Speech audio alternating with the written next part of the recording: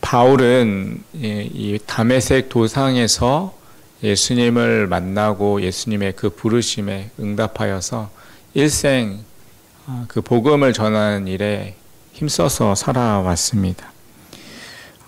바울은 그 누구보다 그 하나님의 부르심을 확실하게 체험한 사람이었습니다. 그래서 바울은 언제나 자신에서 이제 간증을 할 때마다 이 하나님의 부르심에 대해서 언급하곤 했습니다. 바울의 삶은 한마디로 그 하나님의 부르심에 또 그 합당한 삶, 그 응답하는 삶이라고 말할 수가 있습니다. 오늘 본문 9절에도 바울은 이렇게 말하고 있습니다. 하나님이 우리를 구원하사 거룩하신 소명으로 부르심은 우리의 행위대로 하심이 아니요 오직 자기의 뜻과 영원 전부터 그리스도 예수 안에서 우리에게 주신 은혜대로 하심이라. 지금 바울은 그 하나님의 구원하심과 소명으로 부르심을 언급하면서 우리라고 표현을 하고 있습니다. 이 우리 안에는 먼저는 이 디모데를 포함하고 있습니다. 그리고 또한 이 우리라는 이 말에는 지금 삶을 살아가고 있는 우리도 포함되어 있습니다. 여러분, 그러면 우리는 어떻게 부름을 받았습니까? 바울은 그 하나님의 부르심에 대한 분명하고 확실한 설명을 지금 하고 있습니다. 우리의 어떠한 행위대로 우리를 부른 것이 아니라 바로 하나님의 은혜로 우리가 부름을 받았다라는 것입니다.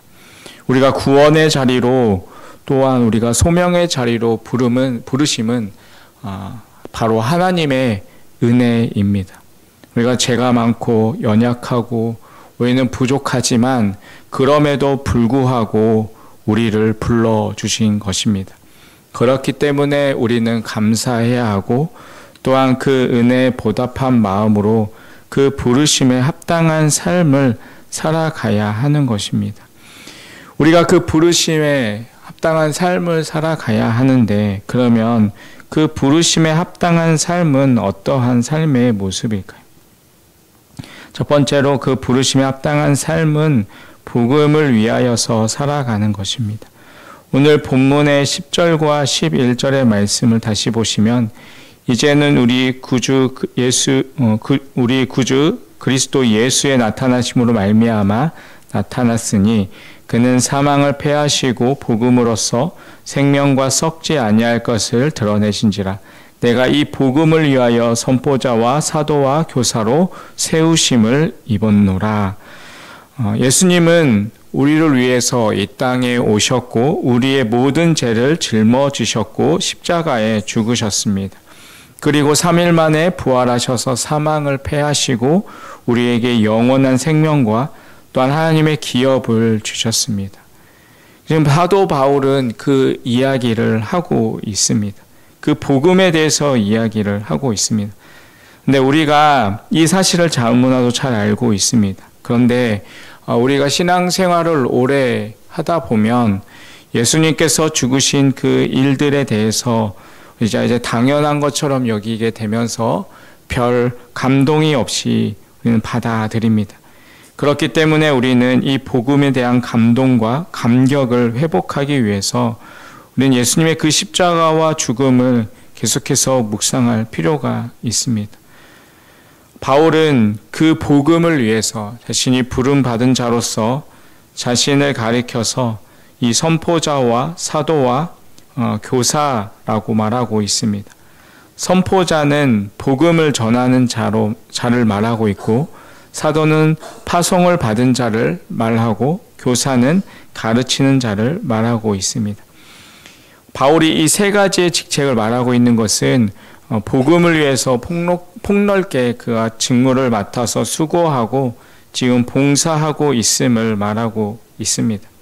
이 부르심에 합당한 삶은 바로 그 은혜의 빛을 갚기 위해서 복음을 위해서 살아가는 것입니다. 결코 다 갚을 수는 없지만 갚으려는 노력은 필요합니다. 우리도 그 복음의 가치를 깨닫고 복음을 위해서 수고할 수 있어야 합니다. 우리가 비록 부족하고 연약할지라도 이 복음을 위해서 애쓰고 또한 힘쓰는 그러한 삶이 되시기를 간절히 바라겠습니다. 두 번째로 이 복음에 합당한 삶은 고난을 부끄러워하지 않는 삶입니다. 오늘 12절의 말씀입니다. 이로 말미암아 내가 또 이 고난을 받되 부끄러워하지 아니함은 내가 믿는 자를 내가 알고 또한 내가 의탁받는 것을 그날까지 그가 능히 지키실 줄을 확신함이라. 지금 바울은 복음을 위해서 선포자와 사도와 교사로 부름을 받고 이 복음으로 말미암아 또한 이 고난을 함께 받았습니다. 사람들은 거부당하고 무시당하고 모욕당하는 그러한 모습 속에서 자신의 그 자존심으로 인하여서 그러한 것들을 견디지 못합니다. 여러분, 사도 바울도 사람인데 그에게 자존심이 없었겠습니까?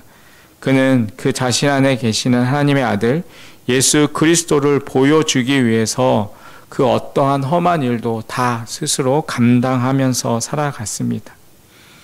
오늘날 복음을 전하는 사람들이 복음을 위해서 고난받는 삶을 살아가지 않는 이유는 시대가 바뀌어서가 아닙니다. 그들에게 세상을 향한 그러한 사랑과 애착이 남아있기 때문에 본인들 스스로 복음을 위해서 그 고난을 받기를 거절하기 때문입니다. 여러분, 우리가 복음을 전하지 못하는 이유는 고난받는 것을 두려워해서 또한 고난받는 것을 싫어해서입니다. 또 복음 때문에 부끄러움을 당하거나 억울한 일을 당하기 싫어하기 때문입니다. 오늘 사도 바울은 자신의 그 복음을 위하여서 자신은 기꺼이 그 고난 받기를 두려워하지 않았습니다. 그러면서 오늘 본문 12절에 바울이 말하고 있는 그날은 바로 순교의 날입니다. 바울은 복음을 위해서 이 순교할 것을 마음으로 준비하고 있었습니다. 그리고 자신이 순교하는 그날까지 하나님께서 지켜주셔서 자신이 맡은 그 사명을 완수할 것임을 확신하며 그는 고백하고 있습니다. 바울이 왜 디모데에게 또한 이러한 고백을 하고 있을까요? 바로 디모데가 그 마음의 준비를 할 수 있도록 하기 위함이었습니다.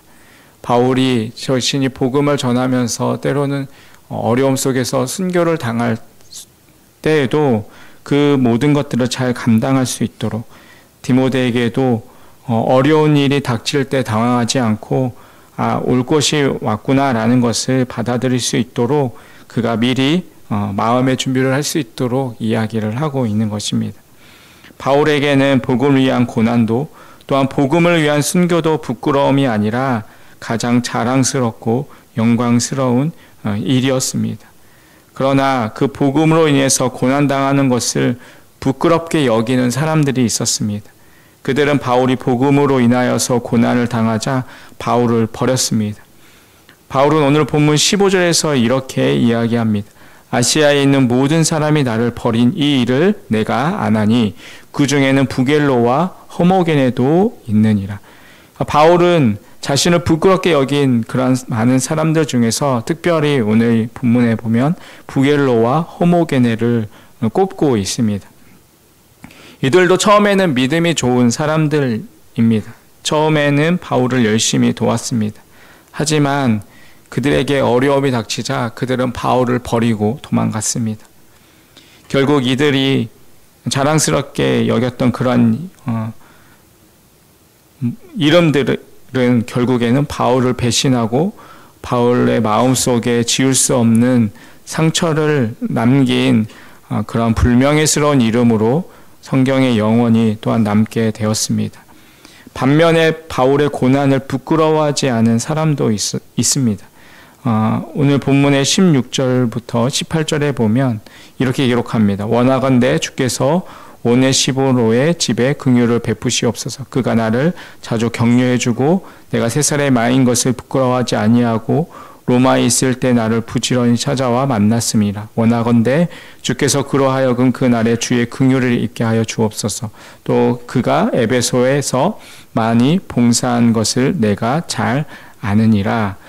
지금 바울이 로마의 감옥에 갇혀 있을 때 바울을 부끄러워하지 않고 부지런히 이 바울을 찾아와서 만났던 사람이 있었는데 바로 그 사람이 오네시보로라는 사람입니다. 그 누구도 이제 죽음을 앞둔 이 늙은 이 바울을 찾아오지 않고 있을 때 오네시보로는 부지런히 이 바울을 찾아가서 만나 주었고 바울의 짐을 덜어주고 유익을 주었던 것입니다. 바울은 지금 이 디모데에게 이 편지를 쓰면서 이 마음에 감동이 일어나면서 오네시보로를 위해서 기도하고 있습니다. 그를 위한 기도가 무엇입니까? 원하건대 주께서 오네시보로의 집에 긍휼을 베푸시옵소서. 원하건대 주께서 그로 하여금 그 날에 주의 긍휼을 입게 하옵소서라고 바울은 이 오네시보로를 위해서 기도합니다. 바울은 지금 디모데를 위해서 하나님의 은혜를 하나님의 긍휼을 구했고 또한 오네시보로를 위해서도 하나님의 긍휼을 구하였습니다. 사람은 두 부류의 사람이 있습니다. 다른 사람들이 어려움을 처했을 때 외면하는 사람들이 있고 희망의 빛을 비춰주는 사람이 있습니다. 여러분, 우리는 어떠한 사람이 되어야 할까요? 다른 사람들에게 위로와 격려, 희망을 줄 수 있는 그러한 삶의 모습이 되시기를 간절히 바라겠습니다. 마지막으로 부르심에 합당한 삶은 지키는 것입니다. 오늘 본문 12절 하반절에서 바울은 그가 능히 지키실 줄을 확신함이라 라고 말하고 있습니다. 하나님께서 지켜주시다는 것입니다. 하지만 또한 우리가 지켜야 할 것이 있습니다. 그것이 무엇입니까? 오늘 본문 13절, 14절에 보시면 너는 그리스도 예수 안에 있는 믿음과 사랑으로서 내게 들은 바 바른 말을 본받아 지키고 우리 안에 거하시는 성령으로 말미암아 내게 부탁한 아름다운 것을 지키라 라고 말합니다. 여기 지킨다라는 말은 기억한다, 간직한다, 빼앗기지 않는다 라는 뜻을 가지고 있습니다. 내 생명을 버리면서까지 지켜야 할 것이 있습니다. 세상은 급변하기 때문에 세상의 것들을 지키면 지킬수록 손해입니다. 그러나 변하지 않는 것이 있습니다. 그것은 바로 하나님의 말씀이고 하나님의 진리입니다. 우리는 그것을 지켜야 합니다. 바울은 디모데에게 지키는 일에 있어서 두 가지를 당부하고 있습니다. 하나는 바울에게 들은 바 바른 말을 본받아 지키라는 것입니다. 이것은 그 복음의 정통 그 교리를 지키라는 것입니다. 또 하나는 성령으로 말미암아 부탁한 아름다운 것을 지키라는 것입니다. 이것은 위탁받은 복음 전도의 사명을 말하는 것입니다. 사단 마귀는 우리가 가진 좋은 것을 늘 빼앗으려고 합니다. 그러므로 우리의 신앙은 이 사단 마귀로부터 지키는 것입니다. 바울은 디모데후서 4장 7절에서 자신의 생애를 이렇게 말합니다. 나는 선한 싸움을 싸우고 나의 달려갈 길을 마치고 믿음을 지켰으니. 여러분, 승리하는 신앙의 삶의 비결은 싸우고 또한 달리고 지키는 것입니다. 우리 성도들은 믿음으로 하나님 하늘나라와 영생을 얻은 사람들입니다. 이단들이 극성을 부리고 또한 안티 기독교 세력들이 기독교를 공격하고 이 복음의 가치를 훼손하고 있지만 우리 성도들은 무슨 일이 있어도 확고하게 이 믿음을 지켜야 합니다. 우리 모두는 하나님의 부르심을 받았습니다. 우리가 부름을 받을 만한 아무런 자격이 없지만 하나님께서 오직 은혜로 우리를 구원의 자리로 또한 소명의 자리로 우리를 불러주셨습니다. 그 부르심을 받은 우리는 감사함으로 하나님의 그 부르심에 합당한 삶을 살아야 합니다. 그 부르심에 합당한 삶은 복음을 위하여서 사는 것입니다. 또한 고난을 부끄러워하지 않는 것입니다. 그리고 그 믿음을 지키며 살아가는 것입니다. 하나님의 그 은혜로 부르심을 받았으니 또한 역시 하나님의 은혜의 부르심에 합당한 삶을 살아가는 그러한 우리의 삶이 되시기를 간절히 주님의 이름으로 축원드리겠습니다. 여러분, 오늘 하루도 우리가 그 복음을 더욱더 하나님의 그 부르심을 우리가 기억하며 우리가 또한 그 부르심을 받은 자로서 이 복음을 위하여서 또한 때로는 이 복음 가운데서 고난 받는 것을 부끄러워하지 않고 또한 믿음을 온전히 지키며 살아가는 그러한 우리의 삶이 되시기를 간절히 주님의 이름으로 축원드리겠습니다. 기도하겠습니다. 하나님 아버지, 저희가 부르심을 받을 아무런 자격이 없지만 하나님의 은혜로 저희들을 자녀 삼아주시고 주님의 사랑으로 채워주심에 감사합니다. 복음과 함께 고난받는 것이 유익인 줄 알지만 그것을 피하기 위해 애쓰는 저희들의 모습을 보게 됩니다. 저희들에게 담대한 마음을 허락하여 주셔서 이 복음의 삶을 살아가는 것에 부족함이 없는 삶을 살아갈 수 있도록 힘을 더하여 주시옵소서. 오늘 하루도 그 힘과 능력으로 살아가는 그런 하루의 삶이 되게 하여 주시옵소서. 예수님의 이름으로 기도합니다. 아멘.